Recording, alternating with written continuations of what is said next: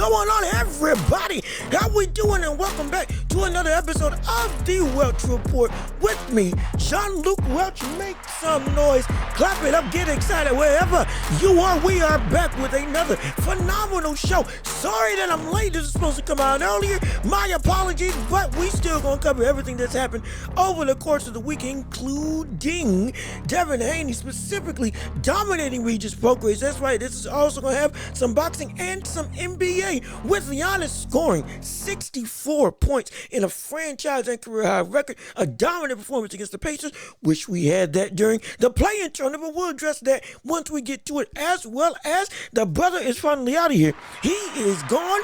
Draymond Green has been suspended. Well, actually, let me not clap. Let's not clap for it. It's more of a, oh my goodness situation. People are clapping across the league. People are booing across the league. Was this the right or wrong decision by the NBA to just suspend him indefinitely? Oh, we got so much to cover on this show. Thank you for tuning in. Thank you for listening. Leave a like on the video, comment your thoughts and opinions, subscribe to the channel, and share the show with everybody that you know, so we can build up this empire together of a community that we got going on. Yes, indeed. We almost at 550. Next road 600, and again 1,000, then 10,000, 100,000. Next thing you know, we got 5 million on tap, ready to go and talk about everything that's happening in the sports community. So again, thank you so much for all of the love and support. Please share the show so we can help on building up this brand together. Absolutely. But without further ado, we ain't got time to play. We got to talk about boxing. And when we talk about boxing, it is time to step into the ring. That is right. Let's get it started. Ring the bell. Round one for this portion of the boxing segment of the show. Talking about Devin Haney in an absolute barn burner of a fight from his perspective, and a whitewashing on the side of Regis Prograis. Devin Haney showed up and he did exactly what I said he was going to do. I've been on a roll picking these fights, and I've been right again. Oh yes, indeed. I got my prediction right, and I said don't be surprised if he knocked him out. But he didn't knock him out, but he knocked him down. This man's got legitimate crack to him. He's got legitimate pop to him. This brother now did what I said was going to happen when he moved up in weight, happened when he moved up in weight. Now that he's at lightweight, now that he's at 140, now that reportedly he came into the fight at 168, 165 maybe, just around those marks. So a fully rehydrated, fully healthy Devin Haney is a different beast entirely. This man's a monster. This man's a new breed of animal in terms of fighter. We are looking at Devin Haney from a completely different lens, and I couldn't be happier for it. I've been waiting on Devin Haney to take this turn, and I've been speculating that once he moves up, we will see a new facet of his ability unlocked amongst all of our eyes. And that's exactly what we saw. We've been seeing Devin Haney's a pot shotter. Devin Haney's a scoring type puncher. He's a great technical boxer, great feet, good defense, is smart, is tactical, has one of the best jabs in the business. Phenomenal. A great outboxer. We know this.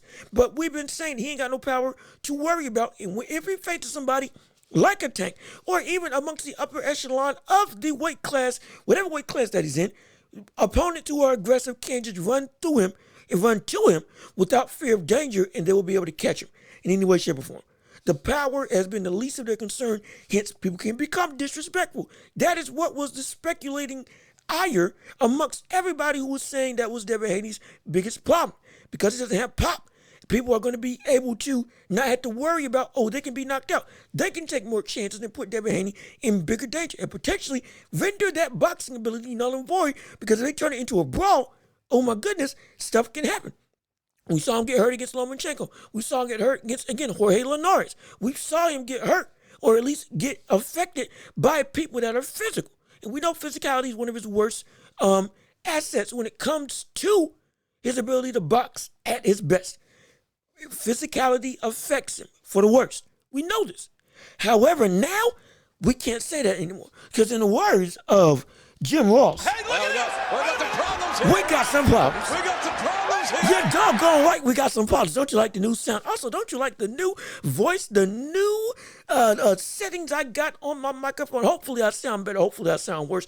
Please tell me. But again, like Jim Watson, we got some problems up here when it comes to Devin Haney now, because physicality is no longer an issue. We saw him muscle Regis Prograis where he wanted him to go. We saw Devin Haney push Regis Prograis off. We saw Devin Haney stand right in front of Regis Prograis. We saw Devin Haney fight like a fighter that is no longer boring. Like some people have been saying about Devin Haney, he's a boring boxer to watch. Not anymore. And even more so than being boring, because again, he was never boring to me or anybody that is in the realm of boxing. But he is now not just an exciting fighter, but a fighter that is able to throw his own weight around and his own power around and maximize his size. That's the biggest thing.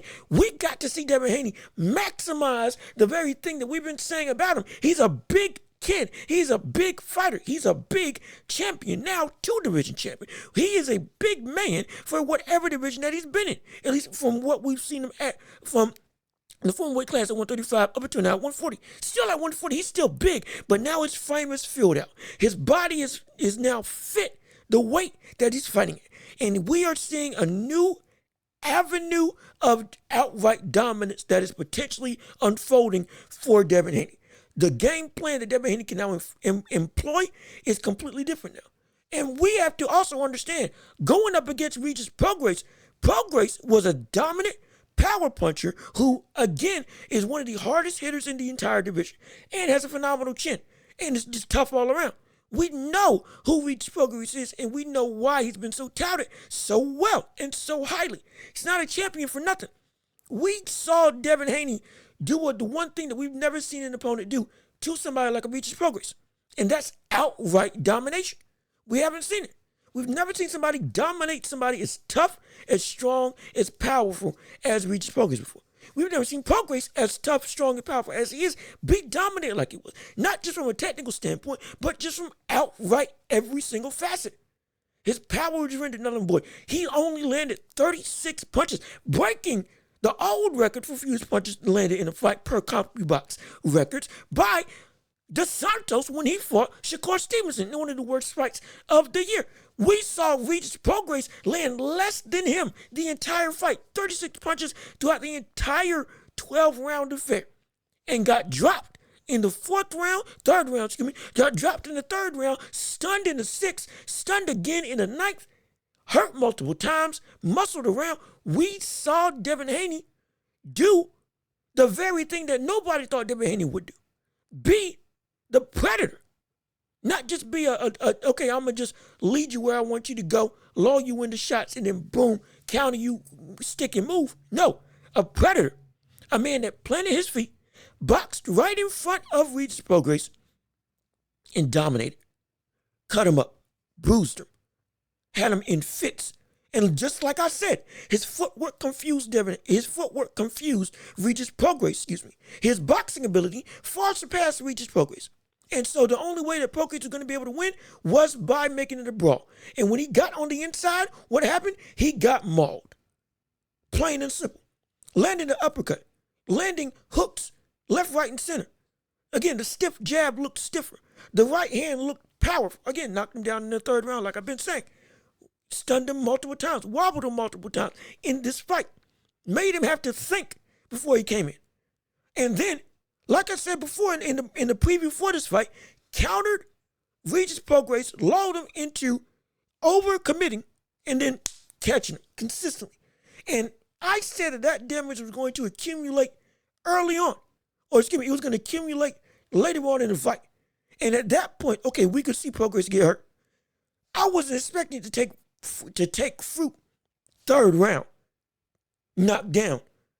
Not from being off balance. Yeah, he was taken by surprise, but he wasn't off balance. It wasn't even that he was coming in for a shot. It was simple. Haney, after an exit, threw a straight right hand when Regis Prograis was expecting him to keep on backing up. Caught him. Flush and clean. Prograis was still planted. He wasn't off balance and got dropped. Got dropped severely. And Devin Haney could have ended that fight. He could have, especially after the sixth round. He could have ended that fight after the sixth round when he had him hurt again, severely. We could have seen him in this fight earlier. But that's what makes Devin Haney so special. He knows that he can do stuff, but he's also understanding that there's no need against somebody of this power to take too many risks when you already know that you can drop him with just what you've been doing now. So even when he had him hurt, and to some degree hurt severely, and I do wish he would have tried to go for it a little bit more when he had him in a bad state. Still kept his calm, still kept his composure, kept on boxing, up the aggression without upping the irrational punches, which what we've seen multiple opponents do. And now as we see him more fight in this style, we could see potentially him become even more aggressive. Now that, okay, I've gotten comfortable, I've gotten past a big hurdle, I was able to hurt somebody that was incredibly tough, incredibly sound, and incredibly powerful. Now I can start taking some more chances. We might see that in the next fight. We might see him start, if he gets you hurt, this time start going after you. But now we see essentially a new, different animal in Devin Haney. And it is something sublime to see. Everything that we knew he was good at, he still retained. The only thing is, he now has added on a dimension of power and strength that he can now use not only to catch you and hurt you, but also to muscle you out of the way. No longer is he seen as somebody that is going to be a cakewalk for anybody who's stronger than him to just push through. Because his strength and weight has caught up to his body now that he's in his weight class. And we're looking at a new found animal and a new monster in the 140-pound division. And break to the next one of the show. Where, in fact, is he when it comes to the lightweight division? Is he the best lightweight in the world? Excuse me, super lightweight, 140, excuse me. Is he the best 140-pounder in the world? My apologies. Is he the best 140-pounder in the world? He's tied at minimum. Or excuse me, it's either he is tied or he's a close second. My apologies. He's tied or he's a close second. Who in fact is it? Number one or tied with him, Teofimo Lopez. And then either tied or at the second spot, Devin Haney.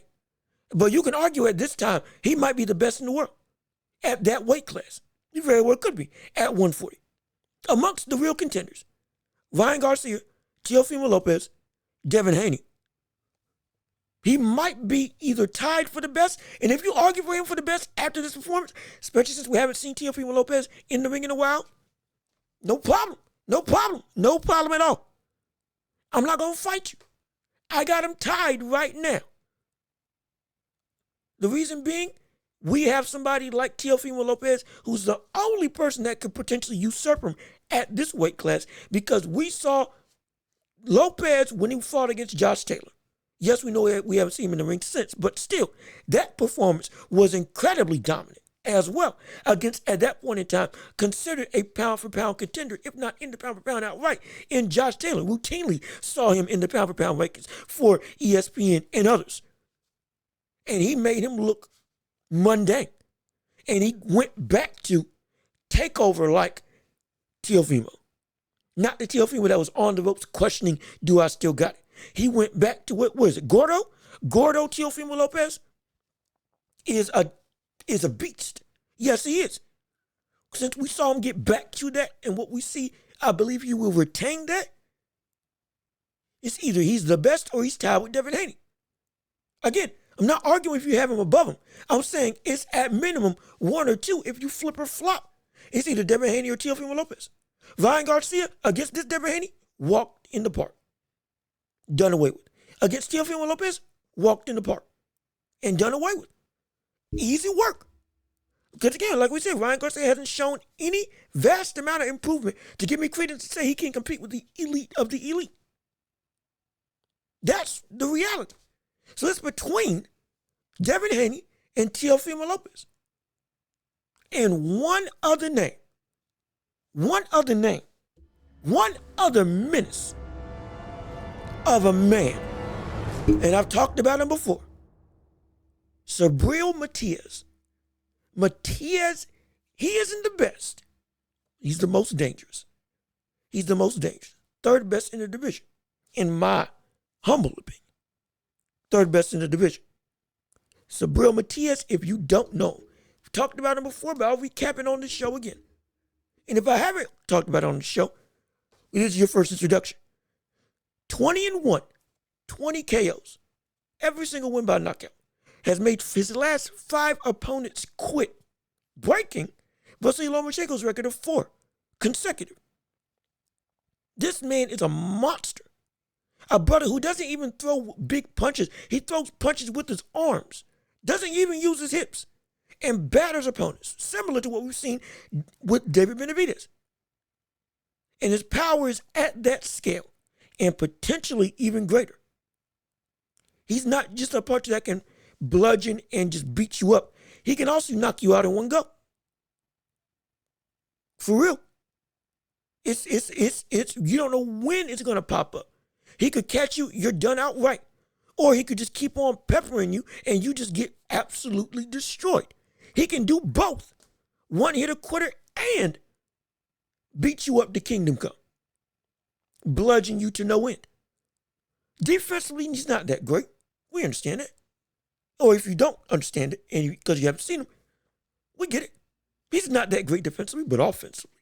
Oh my gosh, this man should be feared by everybody in the division. And fear is the apropos word, because this is the man who, sadly, has killed somebody in the ring. He has. He's killed somebody in the ring. We know it as a threat. We know it as a real possibility. But he's done it against a fighter, Maxim Dadashev. Sadly, lost his life after getting beat and KO'd, stopped by Subriel Matias. Again, an ultimate warrior in every sense of the word, fully encapsulating exactly what the sport should be. We are sadly going to miss him because he sadly lost his life. But while it is a morbid topic, it is a dangerous asset in the myth of Subriel Matias. Why we hold him in such dangerous regard isn't just because he is a name. Oh, he's got power. No. He's dangerous, legitimately, by every single metric. He is a serious threat to everybody. He's a threat to Tio. He's a threat to Devin Haney. He's a threat to Ryan Garcia. And he's a champion. I believe the WBA champ. This is the man who is, if you want to become undisputed, you must run through him. That's a dangerous brother. That's a dangerous cat. That is an ominous threat to everybody who wants to compete at that division. There's a reason why people don't call him out. There's a reason why people don't make him as one of the top names to say, give me that man. He's dangerous. He's absolutely dangerous. He's unapologetically dangerous. This fighter is something to be on the lookout for. Again, he's not the best. Third best, but not the best. And in terms of talent, I'm not saying he's not great. He is great. He's just below Devin Haney and Teofimo Lopez. They're more complete, totalitarian type fighters. Especially Devin Haney after he's gained weight and newfound power. But he is still somebody that can shake up that whole division. Turn everybody upside down. And put a wrench in everybody's perceived notion of who indeed should run that division. Keep an eye out for that, brother. But back to top 10 or who's the best in the division, Subriel Matias is third.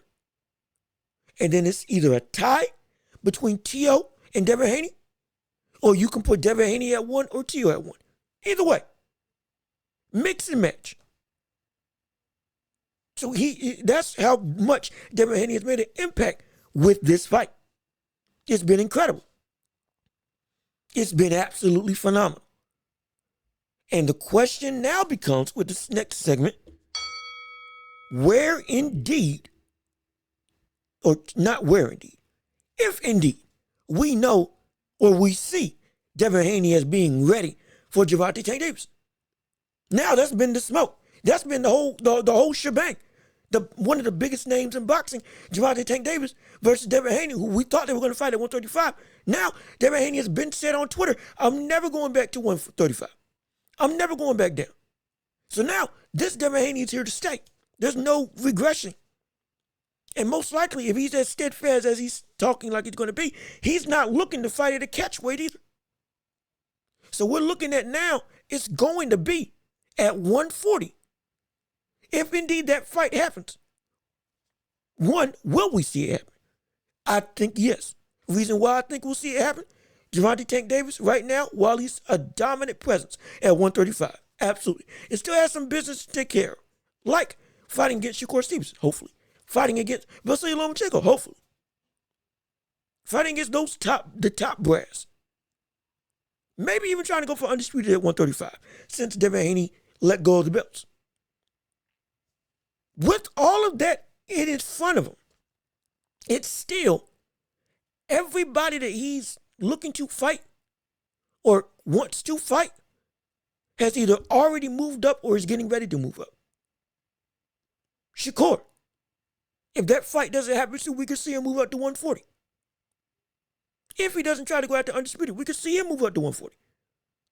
Because now a lot of the heavy hitters, again, Haney, Lopez, and Ryan Garcia, many of whom, especially now Devin Haney and Ryan Garcia and Teofimo Lopez, all of whom are big cash cows, they're up there. We can see Shakur with his talent, especially after he makes another dominant performance when he comes back fully healed, speculating that that's the case, he could move up as well. Sooner rather than later. We now know and are now seeing Gervonta Tank Davis could be left on his own at 135 if, in fact, he doesn't make these fights happen. And if that does happen, it's going to be by force, not by choice, that he's got to fight these people. That he's got to fight Devin Haney. And if that happens, can we see Devin Haney beat him? Could we see Devin Haney legitimately get over Tank Davis? The answer is no, at least in my estimation. I still got Gervonta Tank Davis beating Devin Haney. Yeah, I said that right. I still got Gervonta Tank Davis beating Devin Haney. Still got Tank beating Devin Haney. I just know now it's going to be a completely different fight. Previously, it was going to be because Tank didn't have to worry about Haney's power at 135, and with his own dominant power and great ring IQ in his own right, some of the best in the world, he would be able to take chances, catch Devin Haney without worrying about what's coming back at him, and then boom, knock him out. Now, though, this isn't the same. Now we're looking at a Devin Haney who was able to knock down one of the tougher fighters in the division at 140, Regis Prograis, stumbling multiple times, wobbling multiple times, knock him down early in the fight when Prograis was healthy. Not even but before the rest of the domination happened. Caught him before damage accumulated. This Devin Haney is going to give Tank a completely different war. A completely different fight. A completely different war entirely. This Devin Haney could throw a real wrench in the system. And it's not going to be as easy as we may have thought. Because what we're looking at with Devin Haney now is what I was hoping we could see Ryan Garcia in some way, shape, or form achieve. What do I mean? Ryan Garcia has been a man who, again, size-wise, great for the division. Technique-wise, I hate it. Again, like we saw against Duarte. Some semblance of improvement, overshadowed by still a lack of skills yet to be refined, and still testing out new stuff in the ring the day of. Terrible. Lacks the technical ability, but has the physical capabilities to give everybody trouble, and hand speed, and legitimate power. Phenomenal. Devin Haney did what I was hoping we saw from Tank, or we saw from Ryan Garcia. He went, added sides to him, and kept all the technical ability. That type of fighter who is bigger and now has strength in his own right and can hold his own on the inside if it indeed gets to that point. And is a great counterpuncher and a great outboxer. Leaks better than Ryan Garcia. Can utilize his height and extremities and physical gifts to the fullest of their extent, unlike Ryan Garcia. That is a different animal. I was expecting previously there was going to be, before we saw this type of Devin Haney, it was going to be the same fight that we saw against Ryan Garcia in terms of Tank versus Ryan. Outright outclassing. Maybe not from a technical standpoint, but just from Tank being able to overwhelm Devin Haney, because Devin Haney is going to be too, respectfully, too frail to be able to take punches or to give the punches necessary to gain the respect. Now, it's not the case anymore. This Devin Haney against that Tank Davis. Whew. That's a war. That's a fight. That's not easy. Tank's going to bring a lunch pail. Tank's going to have some real adversity going against him. Tank's going to have a war coming his way. Tank is going to need to be a tank in the fullest case, in the fullest sense. Because war is coming. I still got Tank winning. Still got Gervonta Davis winning. But I now know that's not going to be the same fight. It's going to be a real test for Gervonta Tank Davis. Maybe the biggest test that he's had and the biggest test that he's faced. Because he's faced some good competitors. Again, he's faced off against Leo Santa Cruz. He's faced off against a respectable Hector Garcia. Faced off against Ryan Garcia as well. It ain't like that he hasn't done good work. He faced off against Gamboa. Knocked him out. So I believe Gamboa tore his Achilles in that fight, but still. And I think he was on the downtrend, but still. He's beat people that have either been champions or contending for championships. His resume isn't bad. It's just that of recent, he hasn't put up those types of performances against champions. And we want him to fight champions now. We want him to start challenging the best of the best in the division on a consistent basis. That's all. The resume has taken a hit to a degree. Yes, I know. We fought Ryan Garcia. We're talking about not just from a big name perspective. I'm talking about from a talent perspective. From a talent perspective, we're looking for him to step up his game even more. If he's fighting people at Ryan Garcia's level, talent-wise, not name-wise, talent-wise, that's not good. He needs to start getting above and getting in the ring more. That's all we want to see. That's all we want to see. And he's speculated to come back in 2024. At least per maybe early 2024, per his social medias. He's posted on there. Instagram stories and all that. But the point stands, regardless of all that. All of this is to say that Tank's going to be forced to fight Devin Haney.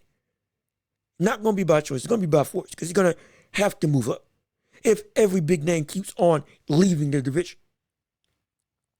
And since that's the case, and if we see Devin Haney fight Tank, that's a different fight entirely. That's a different war entirely. That's a different set of skills that I am so invested in seeing Tank go up against. Devin Haney is a different beast of a fighter. This Devin Haney is somebody that can keep on moving up potentially. Potentially fight at welterweight. He could. This brother is something special now. He's evolved. He's changed. He's done the necessary evolution to reach the peak of his game. This Devin Haney can beat so many people. And he can beat Tank Davis. I'm not saying he will. I'm not saying he will. I'm saying he can. And that's the very thing that makes this fight so interesting. It wasn't that we were saying that he couldn't win. Or wasn't that we were saying that he would win. Nobody thought he could win against Tank. Now, throw that out the window. Devin Haney's got a legitimate shot at beating Tank Davis if they fight against each other. Yes, he does. Now, moving on from the world of boxing, now that with that final round, onto the world of the NBA, we got to see Giannis have an absolute spectacle of a performance, going and scoring 64 points in a franchise and career high domination of the Indiana Pacers. Again, remember, the Indiana Pacers beat the Bucks in the in-season tournament for them to get to the finals to inevitably lose to the Los Angeles Lakers. And we're going to address that as well, the play-in tournament results and final and the tournament overall. But we got to see, again, Halliburton play phenomenal, beat the Bucks in an upset win. Now in this game, Giannis played like he should have played against the Pacers the first time. Dominating the performance, only missed, 4 or 5 shots in the game, was 24 for 28, I believe, in an absolute masterclass of a game. We were looking at Giannis as a monster. The Greek freak was something to behold in this game. And when we say domination, this is what we mean. When we say a freak of nature, this is what we mean in terms of Giannis Antetokounmpo. This man, he is a monster, and should still be vying for the spot as one of the best players in the world. Not still vying, excuse me. He is one of the best players in the world. Top 5, in my opinion, concretely. You can't name 5 players better than Giannis Antetokounmpo, in my estimation. And if you do, we're going to have a fight. I'm not saying it's not possible. I'm saying it's set in stone for me, as dominant as this buddy, and as consistent as he is. But this is what we want to see from our superstars. Consistency. And if playing like this, shoot, the Bucks could be, again, there's a reason why I said that him and Dame should be favorites to win the finals, or get to the finals, excuse me, not win it, but get to the finals outside of the Celtics with their greatly constructed roster. This team is something to behold. They really are. And then you had the whole aftermath with the game, them not getting the game ball, all this stuff, drama on both sides of the floor. Again, in the words of JR, we got a problem. We got some problems here. Oh, yes, we do. We had a major problem after the game with them essentially getting into a big old scuffle. Giannis running to the locker room, trying to fight to get the ball back. And then in the press conference saying, look, I got the ball. I don't even know if this is indeed the game ball from the game. I didn't get the game ball from game 6. Frustrated, but don't worry, we play them again in a couple weeks, couple days, whenever the case is. We play them again this season. So, in his words, they're going to bring our A game and we got to be ready. Sounds like, maybe I'm reading into it as a fan. Who cares? It sounds like a brewing of a rivalry. And hopefully we get more of these. Hopefully this in-season tournament has helped birth more animosity between teams. Not because, okay, I want players to hate each other, but bring another level of certain games we have to tune into.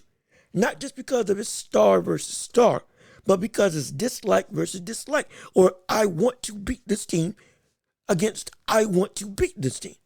That type of mentality. Amping our game up even more for this sect of games or for this type of opponent. That's what we want.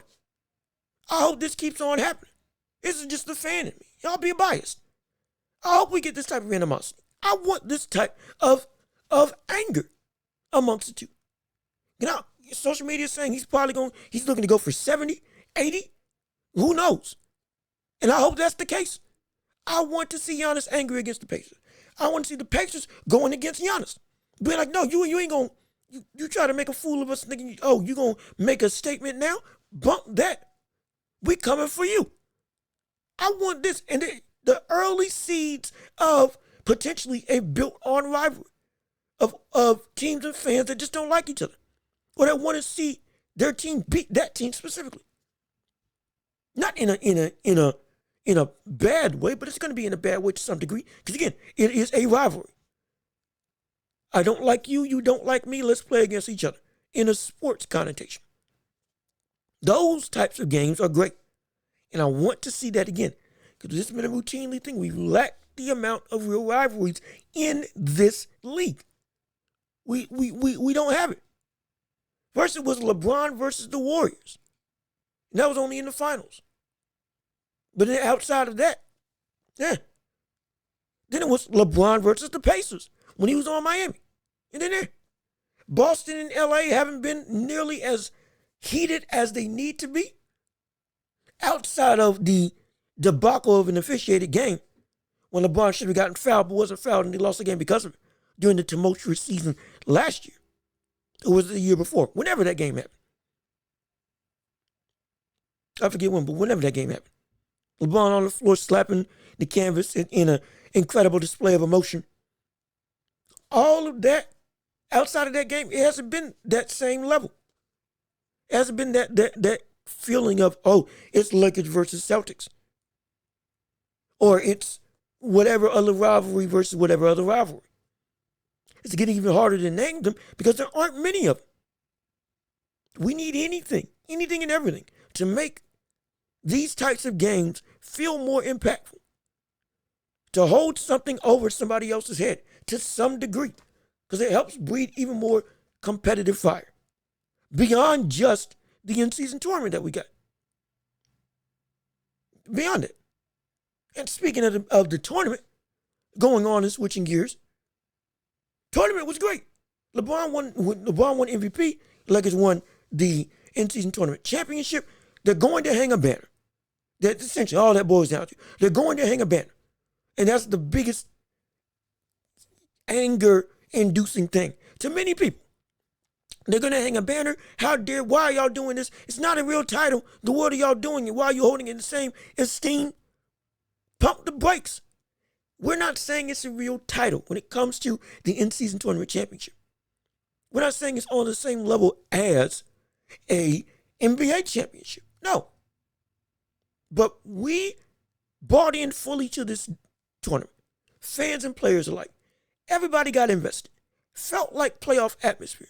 We all collectively said, this is good. This is great. This means something. Hence, we care. So since we care, both as fans and as players and as a league as a whole, we now have to submit this as a staple type situation. We have to acknowledge it in some degree.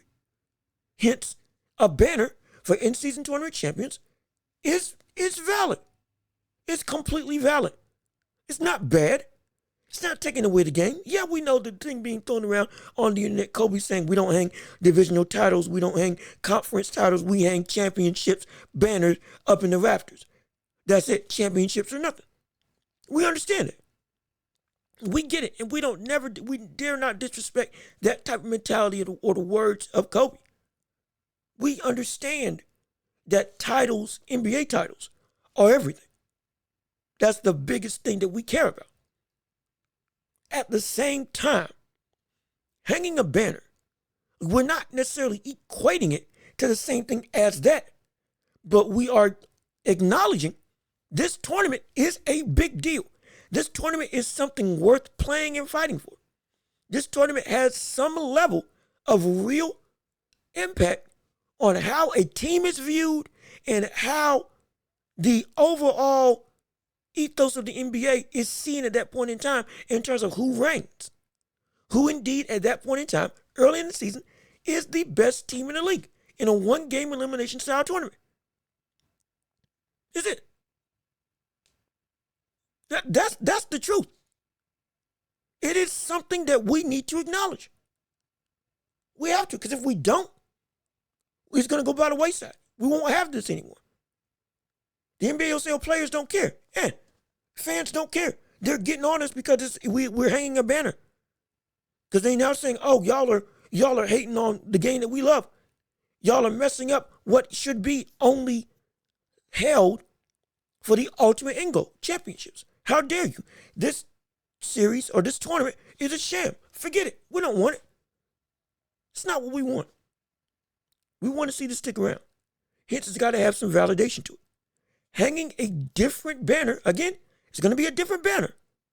Probably smaller, not nearly as significant in size, but it is still a legitimate accomplishment to acknowledge that a team won this. And this has weight. This is a real, meaningful championship to some degree. It's a title that has worth. Hence, we should all hold it in respect. whoever wins. So, hanging a banner is not bad. It doesn't take away from the game. It doesn't hurt the game. It only adds to it. Because we understand and know those titles and those banners are not on the same caliber as NBA championships. Still, they are valid in some way, shape, or form. They are legitimately valid. Excuse me, not in some way, shape, or form, because that's just and whatever. In a real way, shape, and form, these titles are valid. So to acknowledge them is not out of the question. We just don't acknowledge them to the same degree as the others. As, again, a real legitimate title. But we still acknowledge it nonetheless. Because everybody wants to win it. Everybody has some real fervor to this. They got real passion about this. It's not just a sham. Hence, we should treat it as such and give it the respect it deserves. So a championship banner for the in-season tournament is not bad. It's not bad. Pump the brakes. Come on. Don't be ignorant. It is not bad at all when it comes to if that banner is hosted up in the rafters. Because it's going to be different. It's not going to be anywhere as grandiose. And it's not, we know it's not going to hold the same level of weight, but it does hold weight. That's the main thing. It does hold legitimate weight. Hence, we should let it happen. Let it happen. And again, the league probably mandated it in order to give the tournament more validation. That doesn't change the fact that still it should happen. Still, if the league didn't do it, it should still happen. If a team said do it, I'm not opposed to it. If the league wasn't forcing it and the team was still doing it, would not have a problem with it. And neither should you. Now going to, lastly, on this show, talking about Draymond Green. Oh, yes, talking about Draymond Green. And the man is indefinitely suspended. Indefinitely suspended. And on some sects of the NBA circle, you're hearing this. Oh, they're clapping, they're cheering, hooping and hollering. Other people, they're saying, what the world? What's wrong with it? This is an issue. This is a problem. Why are you going to suspend him? It's two sides of the coin. You want to know my opinion on it all? It was valid. It's a valid indefinite suspension. Now, I don't like the why, because it sounds kind of, we want you to work on you. We don't want you to worry about the number of games. We want you to only worry about how you getting better in terms of talking with Draymond Green. This was Joe Dumars talking on First Take.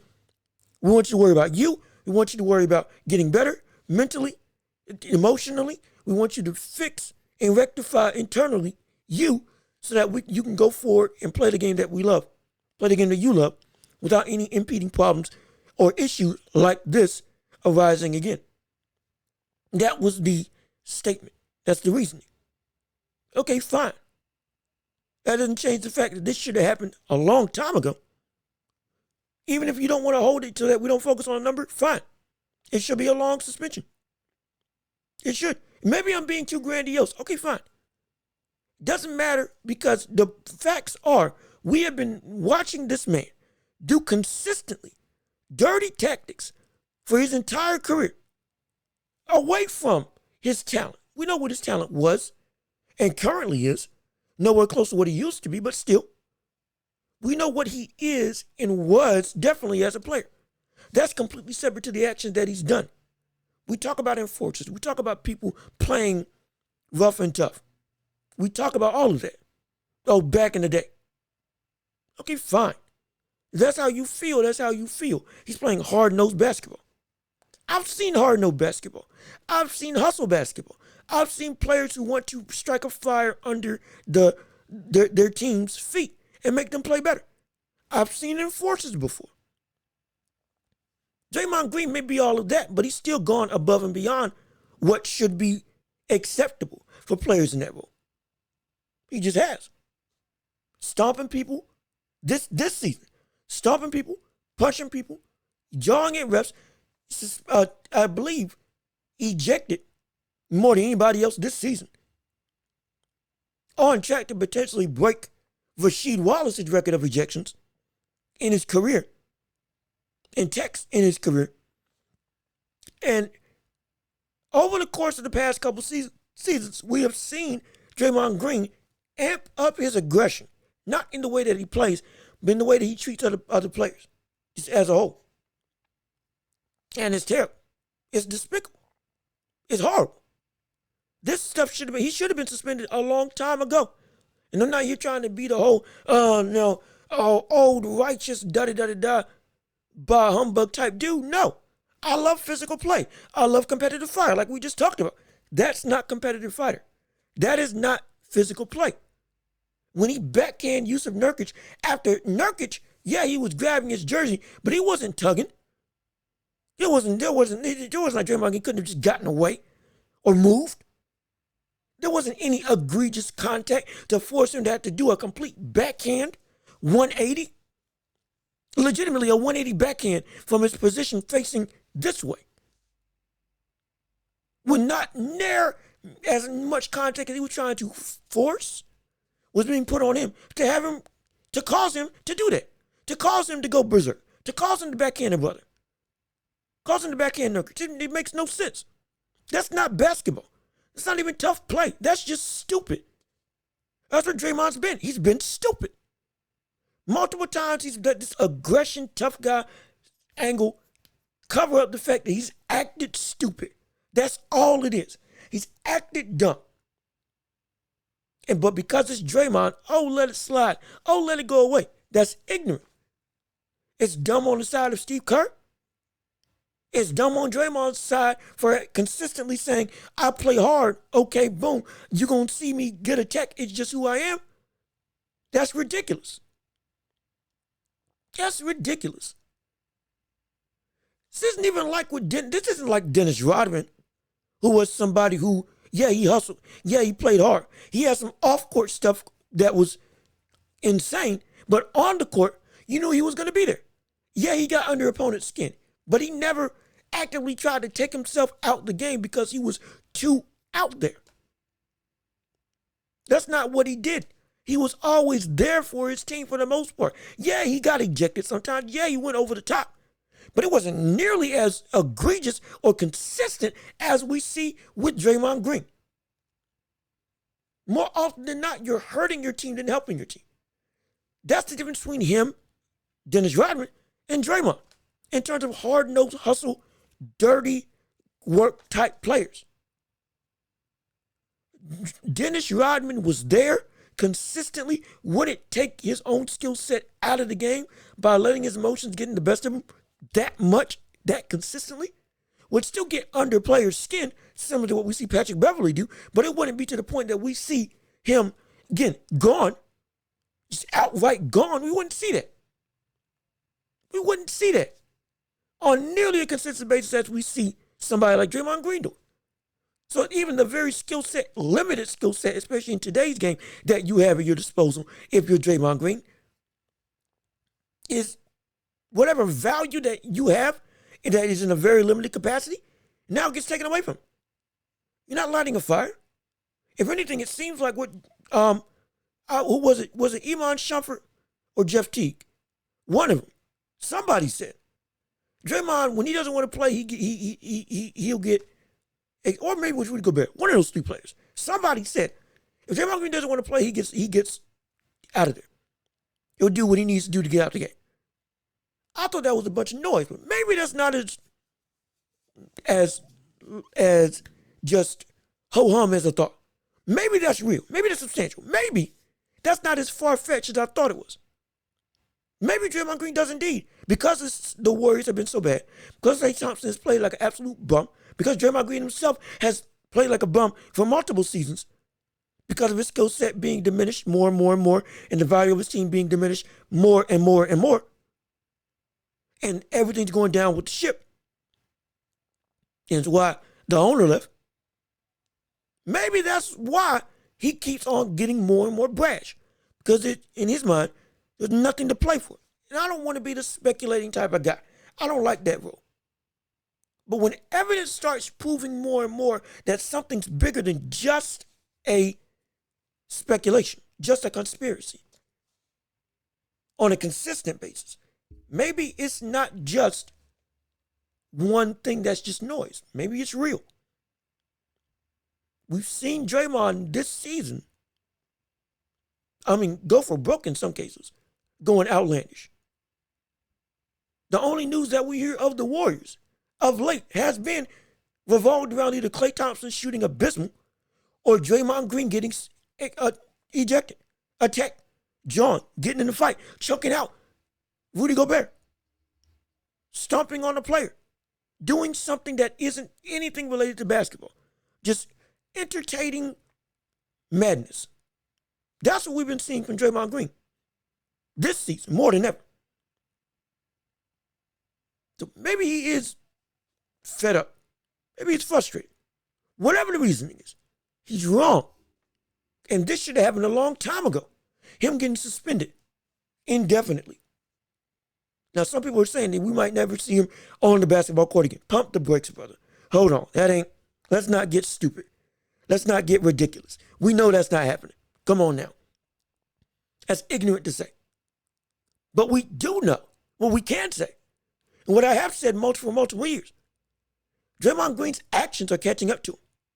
All of that leeway that you were given, it's no longer happening anymore. Especially now that y'all suck as a team. Y'all aren't the darlings of the NBA. You don't have one of the faces of the league playing and dominating everybody. Individually, he's still Steph Curry. We understand that. But the team ain't backing the play of your best player. You're no longer a media darling. You're no longer a dynasty. You're just a team. Now that you've gotten out of that honeymoon phase of we're great, we are the Warriors, you ain't getting the same treatment. Especially with the way the league is now moving more and more in their officiating. Some say it is in a worse direction, but still, you can't get away with this stuff anymore. You can't. And because you can't, all this stuff that's happening now is because of the backlog of mess that you've done for the majority of your career. Kicking Steven Adams in the nuts multiple times. Low-blowing players. Stomping on players. Jumping on players' heads. Doing everything ignorant. Just because. Losing control of your body on a whim for no good reason whatsoever. None. Just playing, acting a fool. All you're doing is acting a fool. Ain't helping nobody, just hurting the very team that you're trying to say you want to light a fire at. Again, it's dumb and it's stupid. And Draymond Green is catching up to you. When you'll come back, I don't know. Will you come back? Yeah, definitely. But now you know exactly what leash you're on. And it's finally gotten tight. Because that was stupid what you did to Nurkic. No business. It was insane, dumb, ignorant, unnecessary, ridiculous in all facets. Yeah, you deserve the suspension.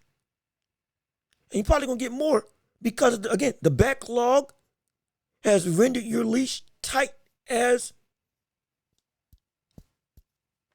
a collar.